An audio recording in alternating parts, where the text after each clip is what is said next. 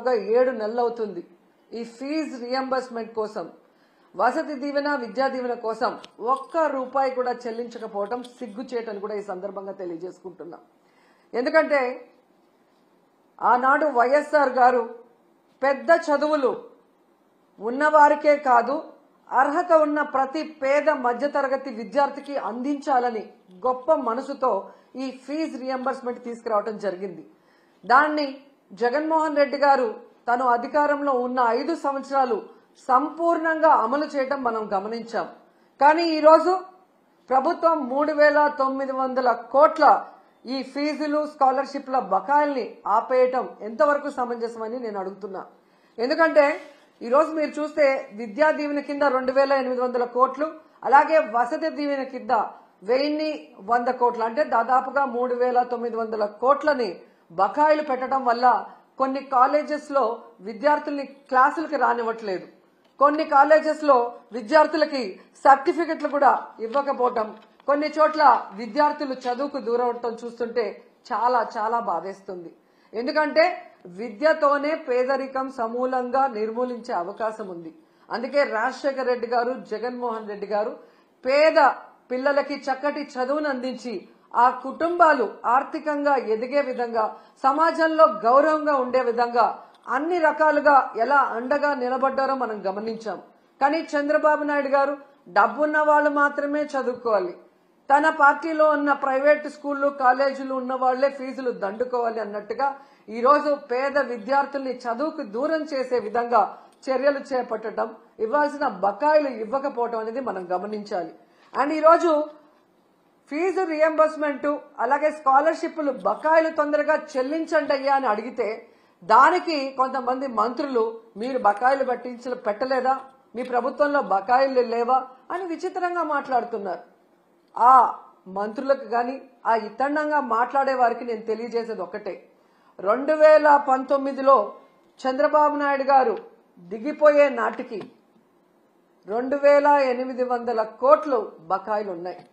ఆ రోజు ఆ బకాయిల్ని జగన్మోహన్ రెడ్డి గారి ప్రభుత్వం సంపూర్ణంగా చెల్లించడమే కాకుండా తాను అధికారంలో వచ్చిన తర్వాత ఉన్న వాటిని కూడా ఎలా చెల్లించుకుంటూ వస్తున్నారో మనం చూసాం. సో ఎప్పుడూ కూడా ఒక ప్రభుత్వం మారినప్పుడు గత ప్రభుత్వంలో బకాయిలు ఉంటే వాటిని తీర్చాల్సిన బాధ్యత ఆ అధికారంలోకి వచ్చిన పార్టీకి ఉంటుంది.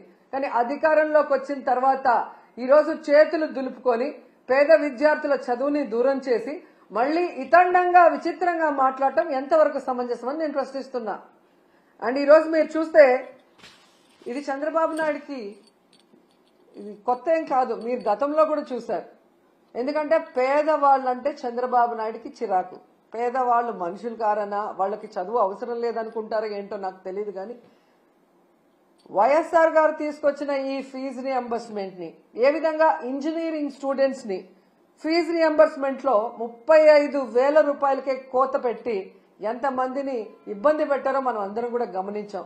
కానీ జగన్మోహన్ రెడ్డి గారు ఎంత ఖర్చు అయినా విద్యార్థికి మొత్తం ప్రభుత్వమే చెల్లించే విధంగా ప్రతి పేద మధ్యతరగతి పిల్లవాడికి చక్కటి చదువుని అందించడం ఈరోజు ప్రజలందరూ కూడా గమనించాల్సిన విషయం అని కూడా ఈ సందర్భంగా తెలియజేసుకుంటున్నా. అండ్ ఈరోజు మీరు చూస్తే ఈ చంద్రబాబు నాయుడు గారు 3,900 కోట్ల ఈ స్కాలర్షిప్లు కానీ ఫీజు రియంబర్స్మెంట్ బకాయిలకు మాత్రమే ఆపలేదండి. ఆయన ముఖ్యమంత్రి అయిన ఈ 7 నెలల కాలంలో ఫీజు రియంబర్స్మెంట్ ని ఆపేశాడు, అమ్మఒడిని ఆపేశాడు, చేయూతను ఆపేశాడు, మెడికల్ కాలేజీల్ని కట్టడం ఆపేశాడు, నాడు నేడు స్కూల్స్ రెన్యువేషన్ ఆపేశాడు, అలాగే మీరు చూస్తే 0 వడ్డీ పథకాన్ని ఆపేశాడు, ముఖ్యంగా పేదవాళ్లకి చాలా అవసరమైన ఆరోగ్యశ్రీని ఆపేశాడు. ఇక వాలంటీర్ వ్యవస్థని ఆపేయటం మనం అందరం కూడా చూస్తూనే ఉన్నాం.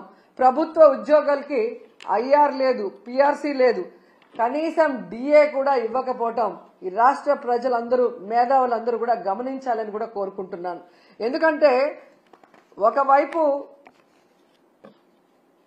జగన్మోహన్ రెడ్డి గారిని తిట్టడానికే టైంని స్పెండ్ చేస్తున్నారు. కానీ వాళ్ళు ఎన్నికల్లో ఏం ప్రచారం చేశాం, ఏ సంక్షేమాన్ని అందిస్తాం, ఏ అభివృద్ధిని అందిస్తామని చెప్పిన మాటల్ని మరిచిపోవడం ఇక్కడ మనం గమనించాలి. ఎందుకంటే మీరు చూశారు ఏ విధంగా అధికారంలోకి వస్తే మేము సూపర్ 6 అమలు చేస్తామని చెప్పారు. ఈయన లోకేష్ అయితే మేము సూపర్ 6 అమలు చేయకపోతే నా కాలర్ పట్టుకొని అడగండి అన్నారు. ఏ కాలర్ అండి? రైట్ కాలరా లెఫ్ట్ కాలరా? అంటే కాలర్ పట్టుకొని నిలదీసి అడిగితే తప్ప మీరు సూపర్ 6 అమలు చేయరా? ఈరోజు చూస్తే చంద్రబాబు నాయుడు గారు ఎంత కూల్గా సంపద సృష్టించాక ఆదాయం పెరిగాక అప్పుడు సూపర్ 6 ని అమలు చేస్తామని చావు కబురు చల్లగా చెప్తున్నారు. మరి ఆ రోజు చంద్రబాబు నాయుడు గారు పవన్ కళ్యాణ్ గారు ఎన్నికల్లో ప్రచారం చేస్తున్నప్పుడు మీకు తెలీదా? ఎందుకు ఆ రోజు ఇదే మాట చెప్పలేదు? మేము వచ్చాక సంపద సృష్టించాక ఆదాయం పెరిగితేనే సూపర్ 6 అమలు చేస్తాం, లేకపోతే చేయలేమని ఆ రోజు ఎందుకు చెప్పలేదని అడుగుతున్నా. ప్రజల్ని మోసం చేయాలన్న ఆలోచనతోనే కదా అబద్ధం చెప్పారు. మళ్ళీ మీరు చూస్తే చాలా ఎటకారంగా చంద్రబాబు నాయుడు గారు, మీరు కూడా వినుంటారు, పెద్ద గొంతేసుకొని చెవిలో మైక్ పెట్టుకొని తమ్ముళ్ళు బటన్ నొక్కుతాడంట జగన్మోహన్ రెడ్డి. బటన్ నొక్కడం పెద్ద విషయమా? మూలనున్న ముసలమ్మ కూడా బటన్ నొక్కుతుంది అని ఎటకారంగా మాట్లాడాడు. మరి మీకు కూడా 73 ఏళ్లు పూర్తయ్యాయి కదా, మూలనున్న ముసలమ్మ బటన్ నొక్కగా లేంది 73 ఏళ్ల ముసలోడివి మీరెందుకు నొక్కలేకపోతున్నారు ఆ బటన్ అని ముసలోళ్ళందరూ గుసగుసలాడుకుంటున్నారు. మీకు వినిపిస్తుందా?